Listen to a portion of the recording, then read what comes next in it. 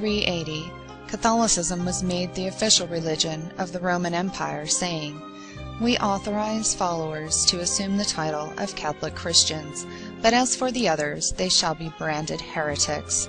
They will suffer the punishment of our authority, which we shall inflict." Over the next several centuries, the Catholic Church gained enormous power over all aspects of European life. According to Pope Gregory VII, the Roman Pontiff alone has the authority to make and depose kings, declare religious writings as valid or invalid, and make laws. Among other things, he asserted that the Roman Church has never and will never err, that kings should kiss the feet of the Pope, and that the Pope himself is above the law and can only be judged by God himself. Pope Leo X famously said, "It has served us well, this myth of Christ." They caused the majority of the population to become illiterate and ignorant, suppressing all forms of scholarship except for within the clergy. Book banning and burning was a common practice, and the general populace was even prohibited from reading the Bible. The Vatican's methods for controlling the populace became a violent and bloody campaign for ultimate domination, eliminating anyone who disagreed with church dogma.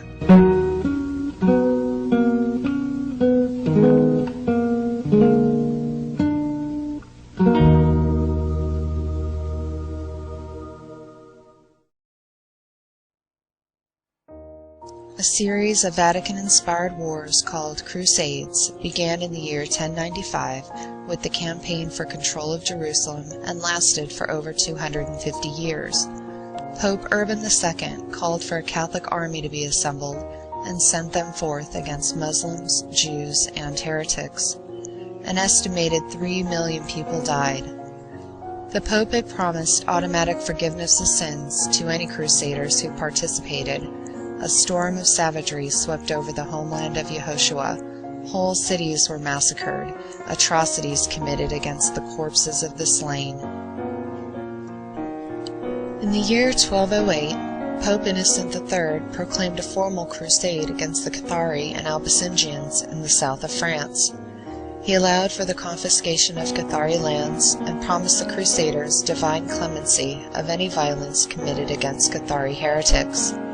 After the razing of the town of Béziers, the commander of the Crusader army wrote to the Pope, telling him of the slaughter of 20,000 inhabitants, regardless of age, rank, or gender. The same commander famously said, "Kill them all, God will know his own," when asked how to distinguish a heretic from a Catholic. The extermination of the Cathari would continue for 30 years, during which an estimated 1 million people were murdered at the command of the papacy. The formal Inquisition was instituted in 1229 as a tool to root out the remaining Cathari and their sympathizers. The Inquisition against alleged heretics became increasingly aggressive. Heresy was any teachings or ideas thought to be adverse to church doctrine. Pope Innocent III said, "Anyone who attempts to construe a personal view of God which conflicts with church dogma must be burned without pity." Those suspected of heresy were confined to prison for months during the investigation. The families of the accused were charged for the expenses of the confinement. Most often, their property was confiscated regardless of the outcome of the investigation. Those convicted were turned over to secular authorities for punishment, usually in the form of burning at the stake. In the year 1252, Pope Innocent IV authorized the use of torture in investigating heresy.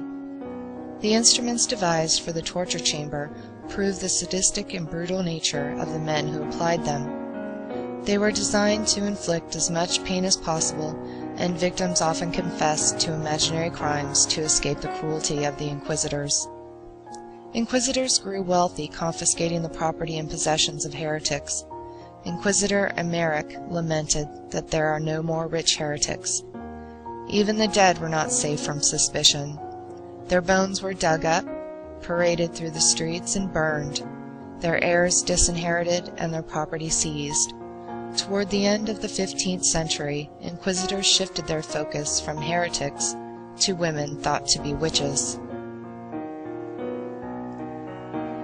publication of the Malleus Maleficarum, a handbook for the investigation, torture, and punishment of witchcraft, in the year 1487, was authorized by Pope Innocent VIII. Inquisitors demonstrated a fierce zeal for persecuting women accused of witchcraft. A witch could be found guilty on the testimony of a single anonymous witness. Specialized torture devices were created to mutilate the breasts and sexual organs of women. They were forced to confess to fantastic crimes under the brutal agony of torture. It is recorded that in some towns, the female populations were decimated. Even children were not protected from the accusation of witchcraft. Girls as young as 9 years old were subjected to the torture chamber. Burning alive at the stake was the most common form of execution. Witches were accused of killing and eating children, making pacts with the devil, and defiling the Eucharist. The Vatican claimed they could castrate a man just by looking at him, cause sickness in people or livestock, and fly through the air as female demons copulating with unsuspecting men.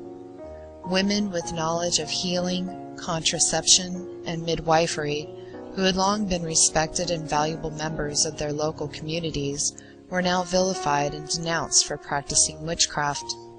Woodcuts such as these show supposed witches flying on brooms, kissing the devil's backside, and celebrating the Black Mass in parody of the Catholic Mass.